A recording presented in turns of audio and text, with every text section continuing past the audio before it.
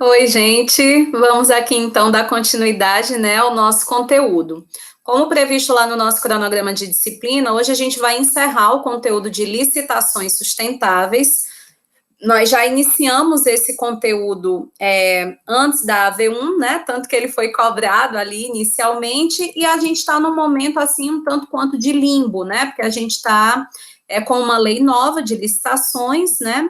E aí, por isso, eu vou comentar algumas coisas com vocês aqui, que muito em breve não terão mais vigência, né, em razão da existência de uma lei nova, mas que é interessante, que é importante a gente compreender, né, historicamente, para facilitar aqui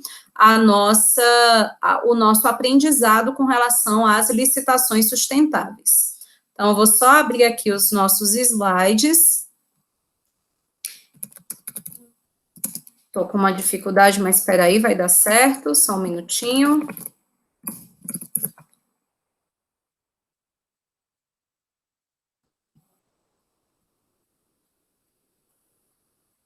Pronto, deu certo.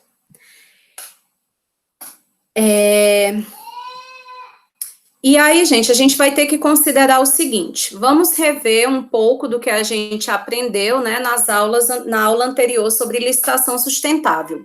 Então, como a gente vem acompanhando, né, e é isso que vocês certamente vão conseguir observar bem lá no documentário do Leonardo DiCaprio, né, que eu estou indicando para vocês, nós estamos inseridos em uma crise ambiental que só vem se agravando com o passar das décadas, né?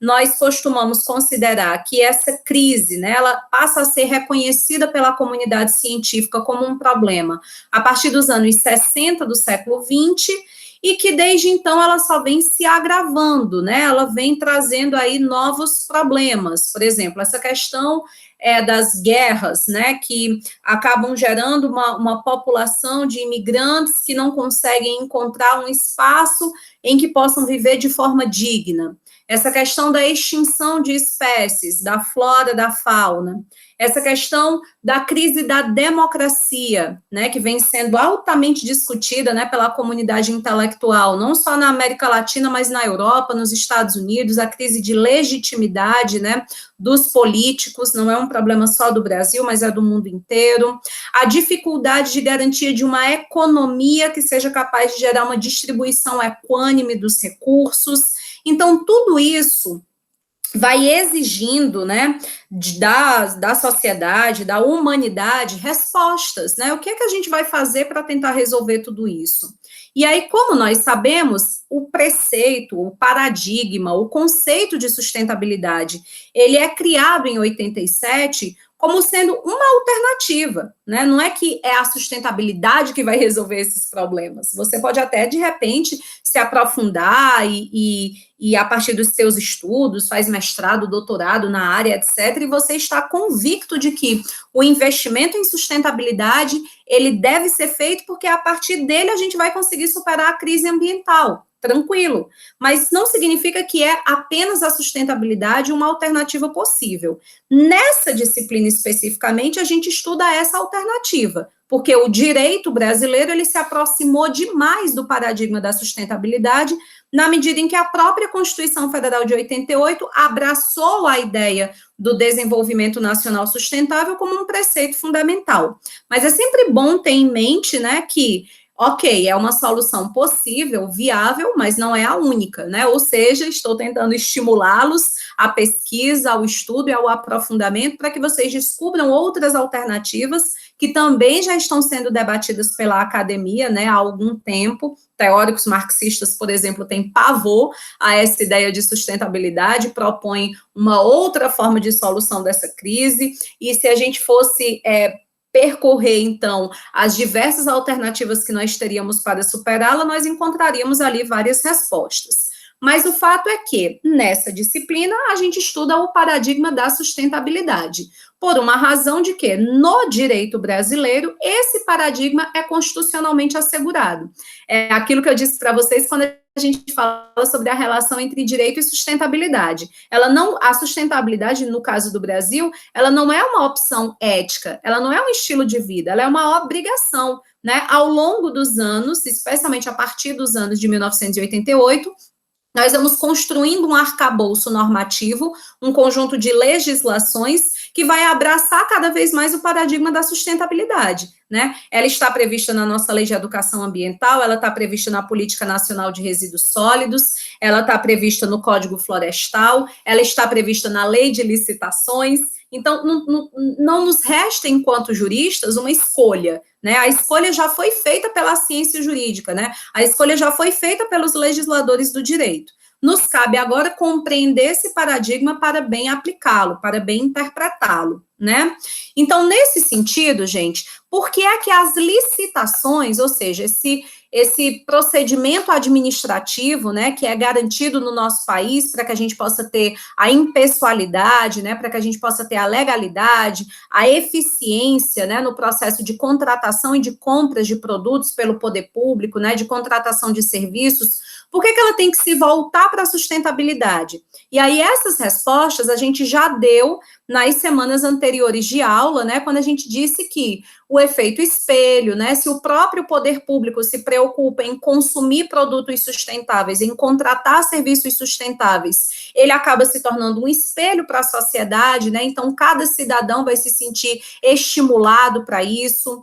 Esse estímulo acaba gerando mais sustentabilidade por parte da iniciativa privada, porque sempre que alguma empresa, enfim, uma pessoa física, seja quem for, pessoa física ou jurídica, tiver interesse de contratar com o poder público por meio de uma licitação, já sabendo que a licitação deve ser sustentável, então essa empresa ou essa pessoa física já vai ter a preocupação de produzir produtos sustentáveis, de prestar serviços sustentáveis, porque caso contrário, isso diminui a chance até mesmo de chegar a participar do certame licitatório.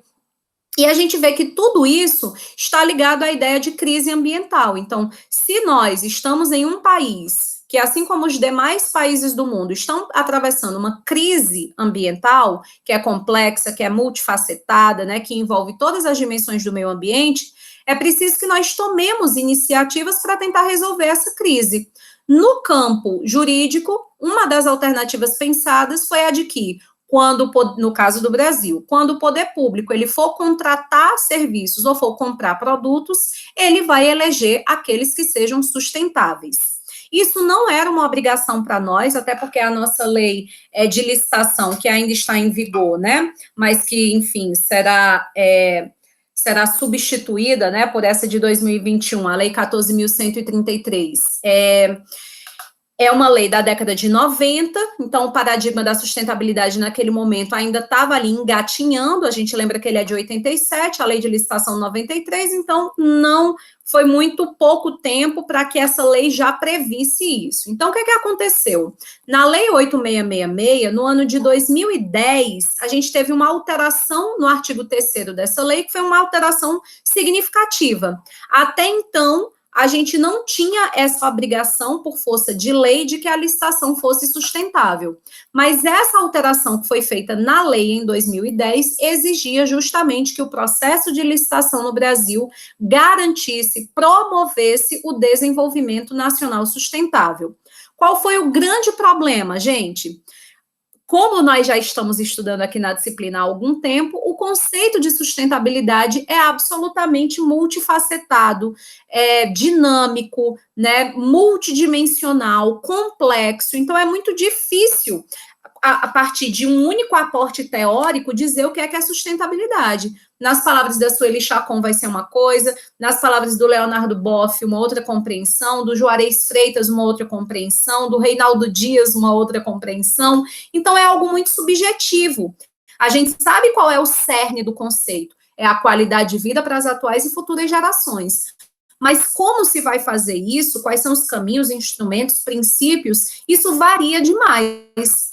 Então, essa alteração que foi feita na lei em 2010, ela não resolveu muito do ponto de vista efetivo para que o poder público pudesse realizar essas licitações, porque ficou a dúvida de, ok, e como que eu vou saber o que é um produto sustentável ou não? E como que eu vou saber o que é um serviço que, de fato, está garantindo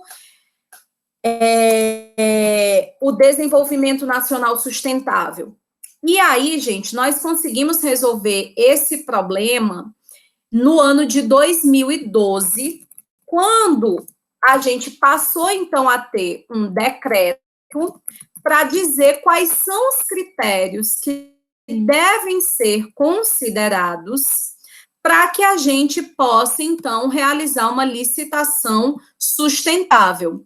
É o decreto 7.746, desculpa, de 2012. Quando vocês pegarem esse decreto, né, que vai, enfim, ele já está praticamente inteiro revogado, até porque com a edição dessa lei nova não vai fazer mais sentido, né, ele existiu justamente para regulamentar esse artigo 3º, né, da Lei 8.666, ele trazia, então, quais seriam os critérios de sustentabilidade. Isso facilitou muito, né, para aqueles sujeitos que realizam essas licitações, porque ficou muito claro o que é que poderia ser considerado sustentável para que a licitação, então, não ferisse o princípio da impessoalidade, etc., né? E aí esse decreto colocava que seria, por exemplo, considerado um produto ou um serviço sustentável aquele que gerasse baixo impacto sobre os recursos naturais, que houvesse uma maior eficiência no uso da água, da energia, que gerasse mais emprego para a mão de obra local, que gerasse uma maior vida útil, um menor custo para a manutenção da obra do serviço, que exercesse menor pressão sobre os recursos naturais. Então, a coisa foi ficando clara, de maneira que ninguém ia poder acusar, né, o sujeito que estava realizando uma licitação sustentável, dele estar simplesmente preferindo um produto ou um serviço em relação ao outro por algum critério subjetivo. Não, era algo que já estava objetivamente previsto como sendo sustentável. Porém, gente, como nesse ano de 2021 a gente tem uma lei nova, então não adianta muito a gente ficar olhando para a lei 8.666, porque a gente sabe que a gente está, né, acabou-se. Lei nova, 2021, a lei 14.133, a nova lei de licitações, essa é a que nos interessa.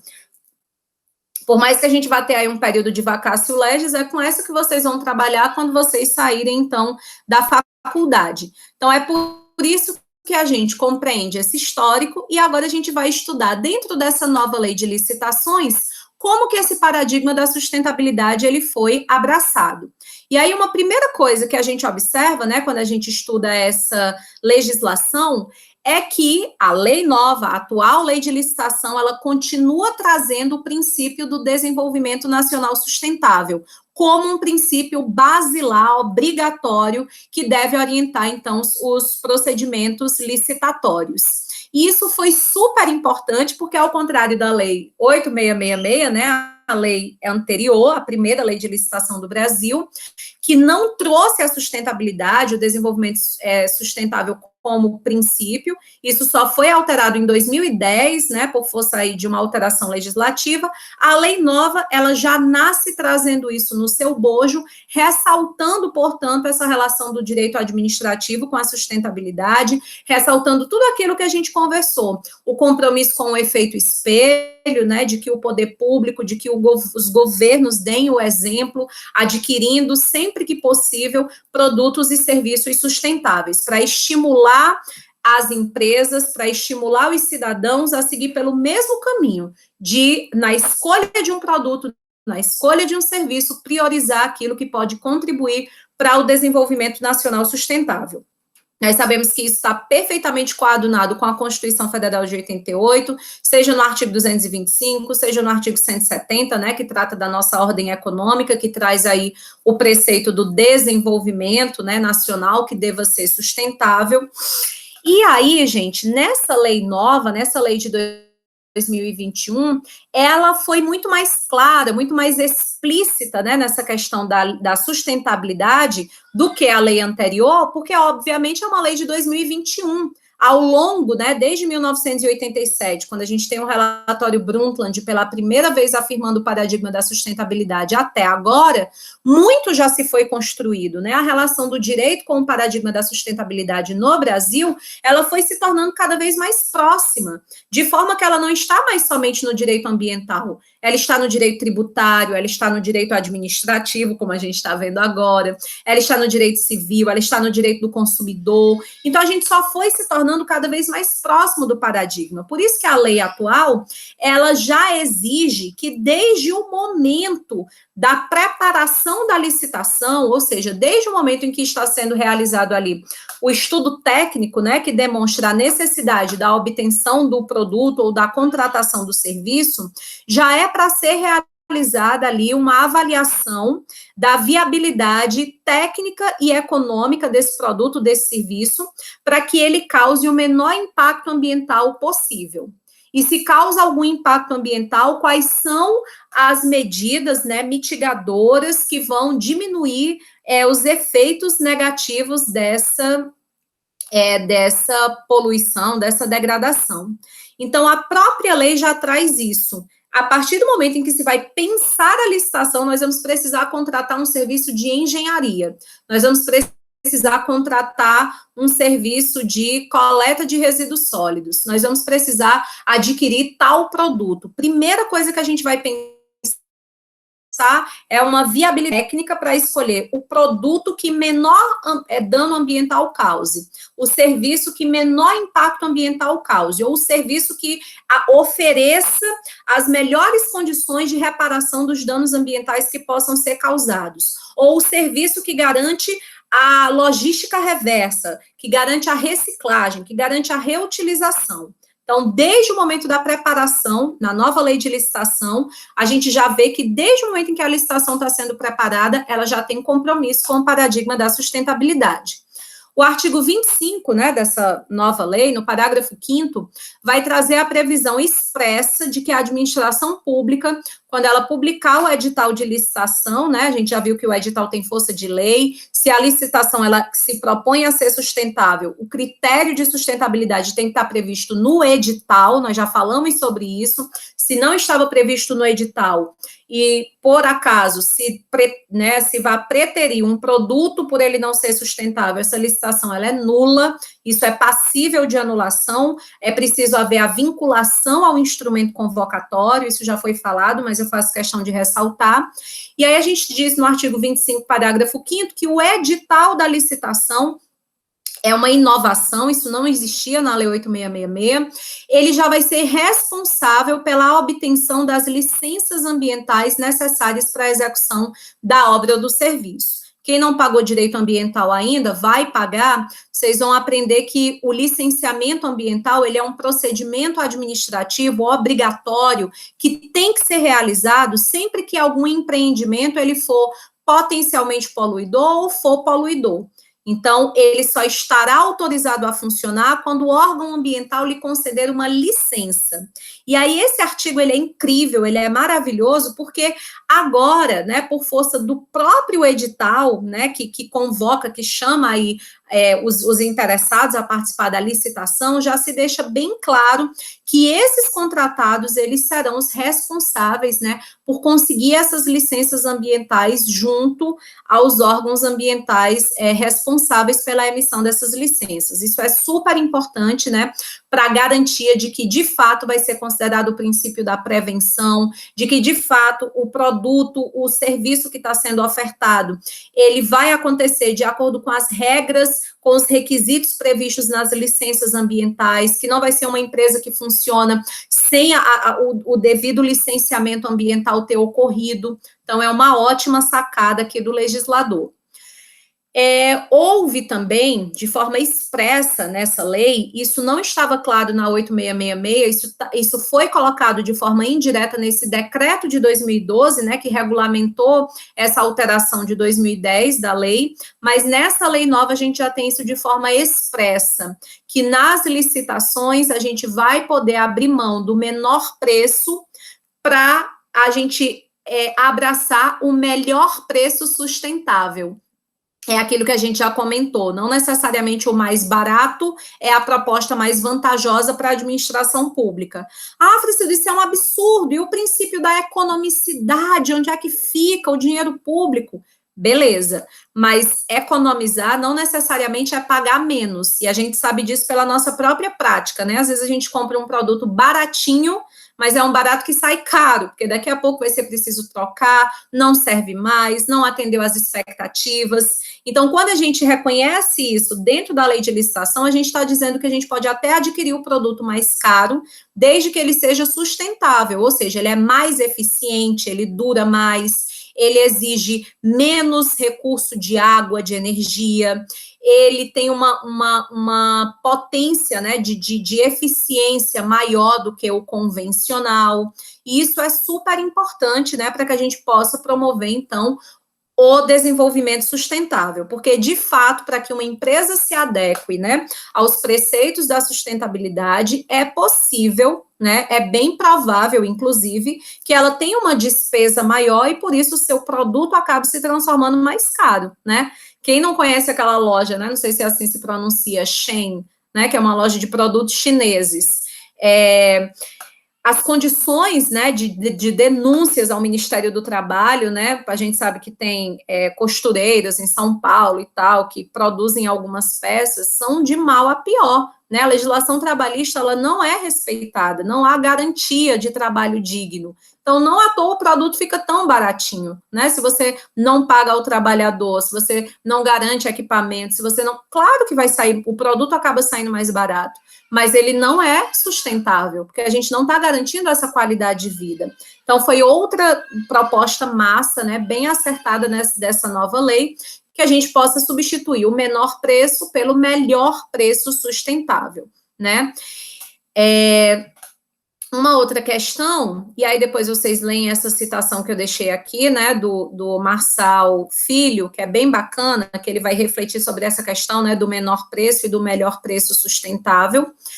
Depois vocês vejam também que nessa lei a gente vai ter, então, a garantia de que quando a gente for contratar obras e serviços de engenharia, né, que são muito comuns nas licitações, né, que acontecem Brasil afora, a lei já trouxe os requisitos para que a gente saiba quais serão esses serviços sustentáveis, quando que eu vou poder compreender que esse serviço de engenharia, que essa obra ela foi sustentável, e aí são esses os requisitos, né, é feita adequadamente a disposição final dos resíduos sólidos, existe a mitigação, né, a compensação ambiental, existe o licenciamento ambiental, são utilizados produtos que comprovadamente usam menos energia, impactam menos os recursos naturais, é realizado a avaliação de impacto de vizinhança, né, de acordo com o direito urbanístico que é um braço do direito ambiental, é uma obra que é realizada levando em consideração o patrimônio artístico, cultural, arqueológico e material, né, a proteção da dimensão cultural da sustentabilidade.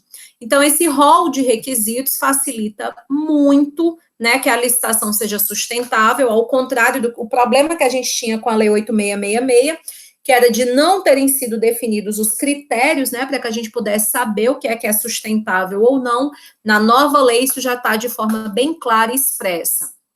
Além disso, o artigo 72 também vai tratar de sustentabilidade, ele vai colocar que a licitação, ela vai poder ser não vai ser exigido, né, não vai poder se abrir mão de um procedimento de licitação quando a gente for contratar serviço técnico especializado de natureza predominantemente intelectual com profissionais ou empresas de notória especialização.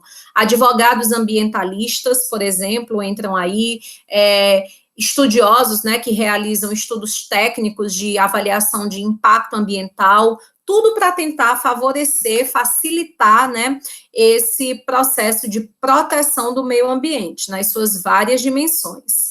Além disso, o artigo 75, né, vai garantir que será dispensada também a licitação para a contratação de serviços de coleta, né, de resíduos sólidos. Isso é fundamental, gente, porque estimula que as cooperativas de catadores de resíduos sólidos possam participar dessas licitações, né? Isso gera um ganho para uma comunidade local que normalmente marcada por uma condição social inferior, né, não adequada. Então, participar, ter um contrato com o poder público, que até então havia um entrave para isso, porque normalmente essas cooperativas, elas não conseguiam atender a todas as exigências, né, dos requisitos dos editais. Então, a gente pode dispensar o procedimento licitatório e contratar diretamente essas cooperativas de catadores de recicláveis, né, estimulando aí também uma outra legislação que vocês vão estudar quando vocês pagarem direito ambiental, que é a Política Nacional de Resíduos Sólidos.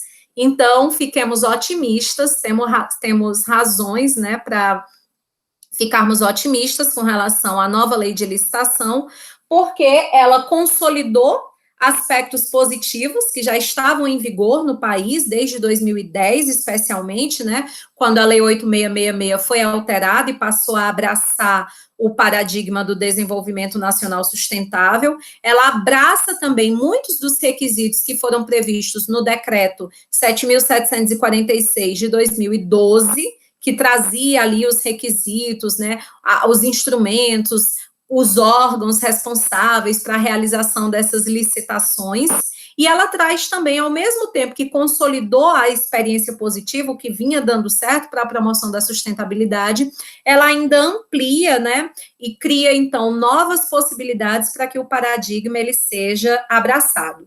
Então, eu trouxe para vocês, óbvio que você não pode dizer, né? Eu já estudei a nova lei de licitação, a lei é de 2021 e eu já estou por dentro. Devagar, né? O santo é de barro, devagar com andor.